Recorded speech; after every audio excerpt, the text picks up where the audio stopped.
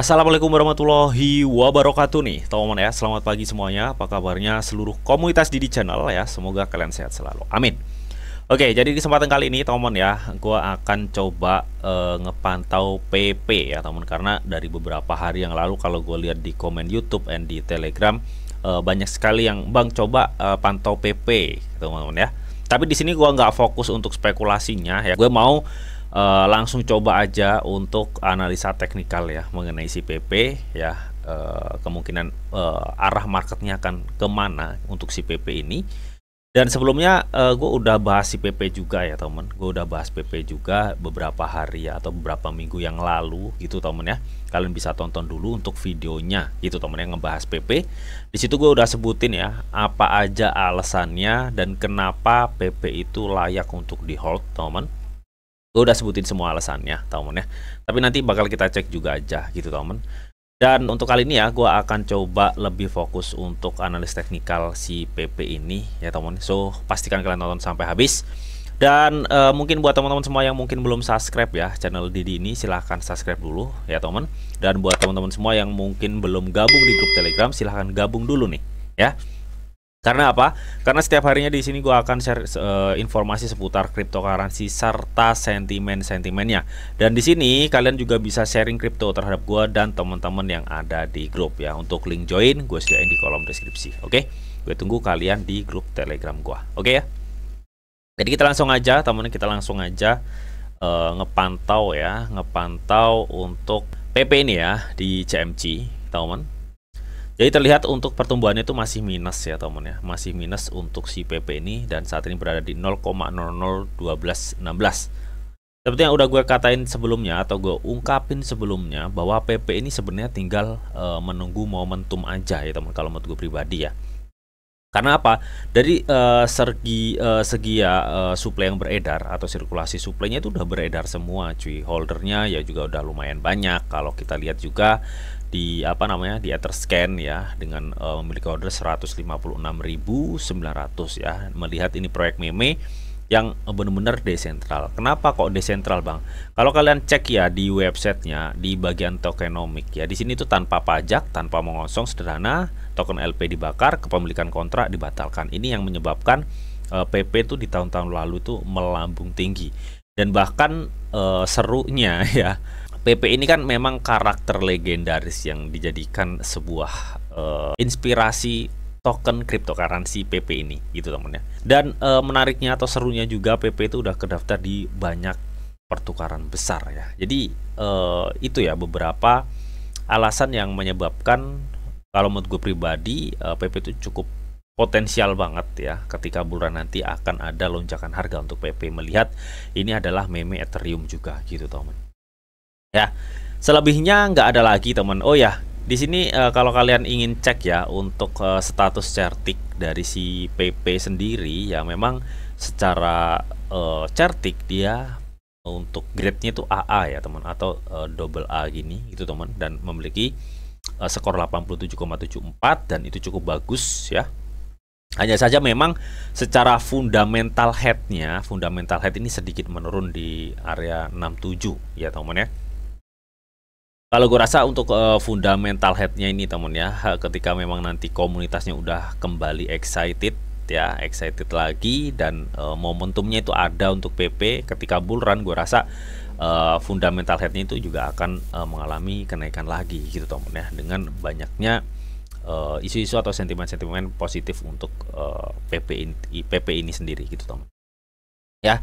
Selebihnya nggak ada harus yang dipantau ya. Jadi PP itu overall kita tinggal tunggu momentum aja untuk lonjakan harga PP yang cukup signifikan ya. Momentumnya itu ya ada di bull run gitu teman.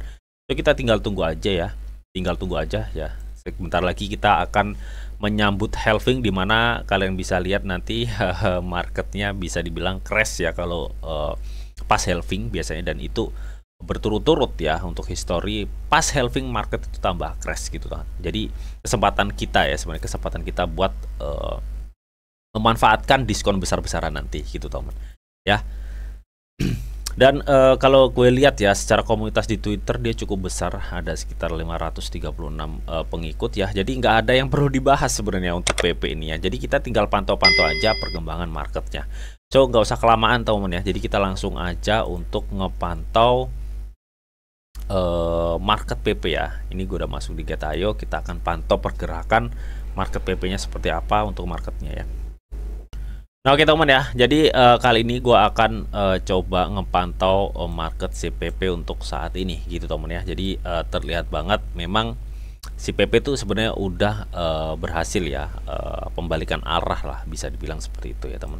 Kalau kita lihat dari histori sebelumnya ya untuk pergerakan atau tren marketnya ya, artinya PP saat ini tuh dia sebenarnya udah masuk ke tahapan berikutnya atau trend up-nya gitu ya kalau kita lihat di sini ya teman.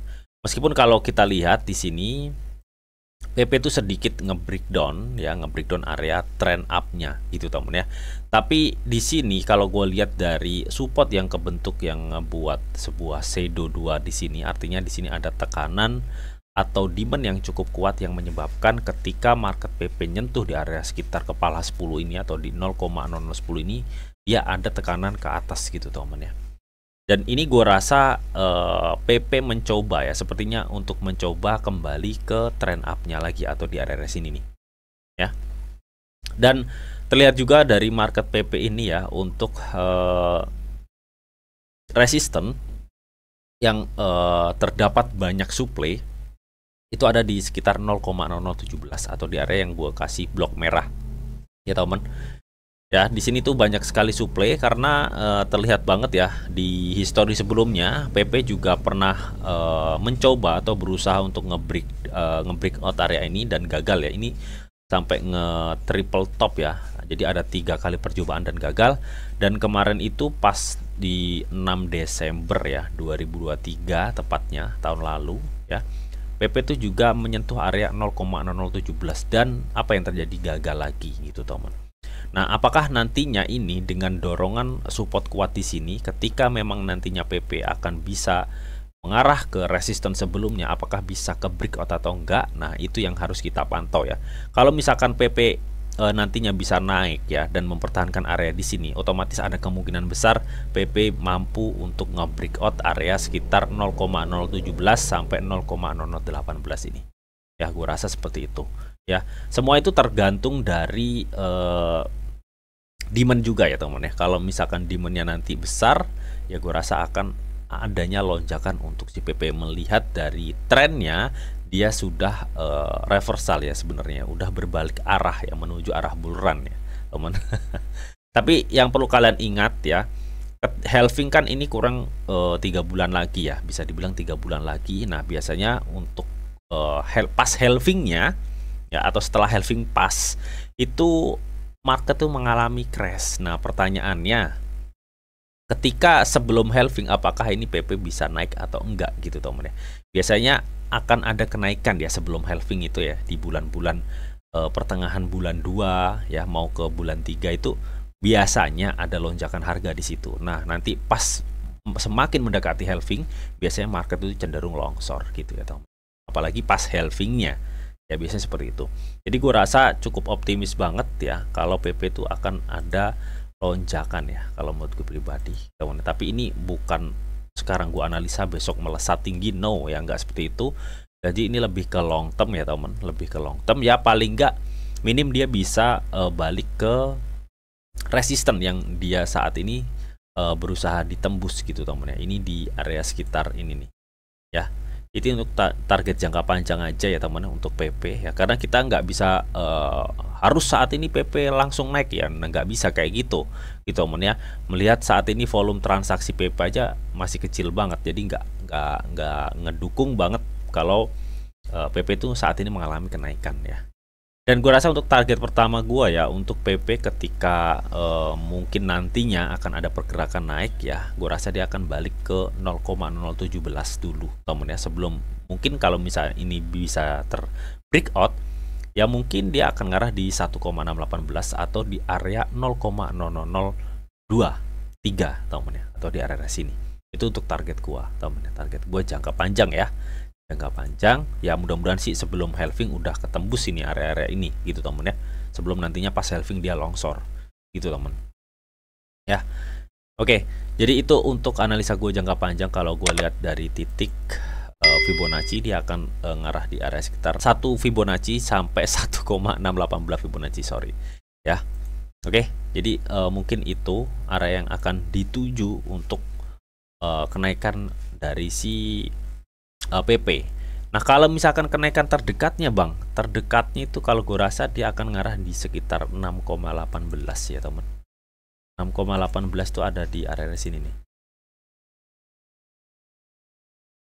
Bentar ya, gue kasih ini. Nah, 0,16 Fibonacci itu ada di area ini. Bentar gue kasih kuning ya. Nah, di area sini. Ya, jadi besar kemungkinan kalau ini nantinya ada dorongan naik lagi, ya area terdekat ya mungkin nyampe sini ya. Jadi artinya ada kemungkinan PP mengalami kenaikan 7% ya dari harga saat ini, teman. Intinya seperti itu ya, teman. Itu kalau analisa gue pribadi ya. Oke. Lu analisa PP bakal naik, Bang. Tapi apakah nggak menutup kemungkinan PP itu akan bisa turun? Bisa aja turun harga dari harga saat ini turun, bisa aja gitu, teman ya. Bisa aja sebenarnya ya. Tapi gue rasa penurunannya itu akan tertekan di area sini nih ya, yang gue kasih blok kuning ini ya. Karena apa? Karena di sini kalian bisa lihat di sini tuh shadownya itu kebentuk panjang banget ya. Artinya area ini tuh adalah area big demand juga ya. Kalaupun PP nanti ada penurunan ke area sini, gue rasa dia akan bertahan ya, mencoba untuk mempertahankan area di sini. Oke, jadi seperti itu. Dan kalau kita cek juga ya dari segi volume transaksi ini cukup kecil banget, kalian bisa lihat sendiri ya.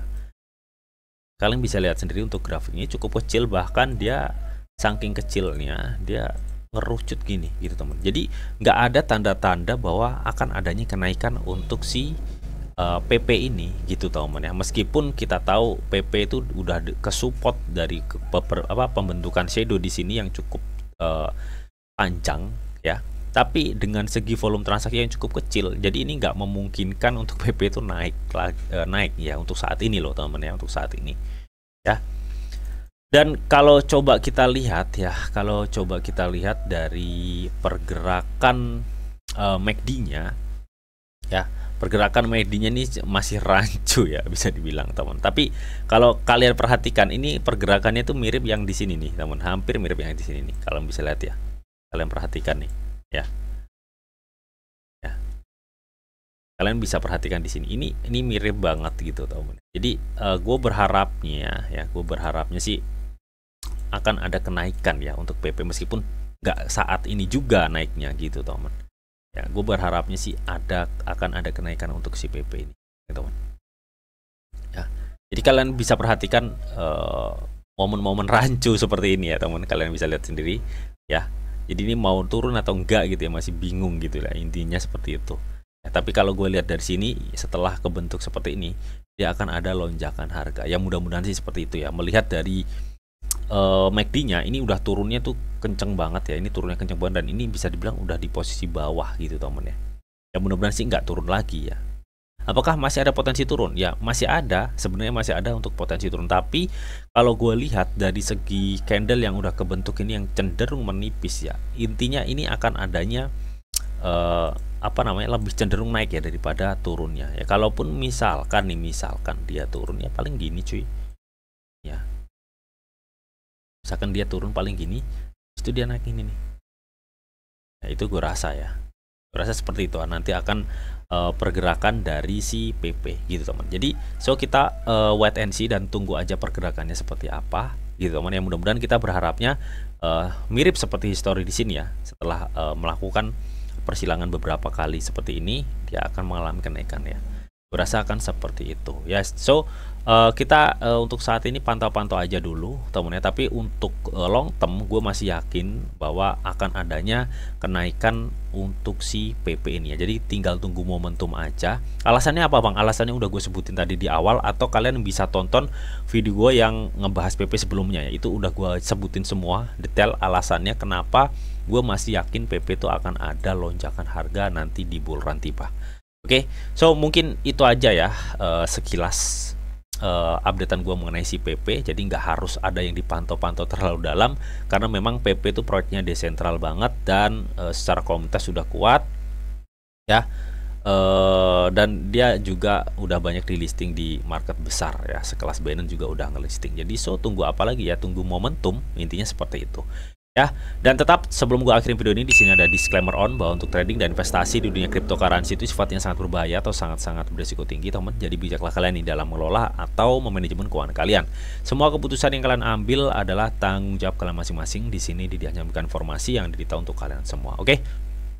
Mungkin itu aja yang bisa gue sampaikan di video ini. Semoga bisa bermanfaat ya. Jika kalian suka video ini, jangan lupa kalian klik like, share, komen, dan di subscribe teman. Karena sekali subscribe itu gratis dan tentunya kalian akan mendapatkan update-update video terbaru dan info-info terbaru dari Didi Channel. Oke, sampai jumpa. Bye-bye.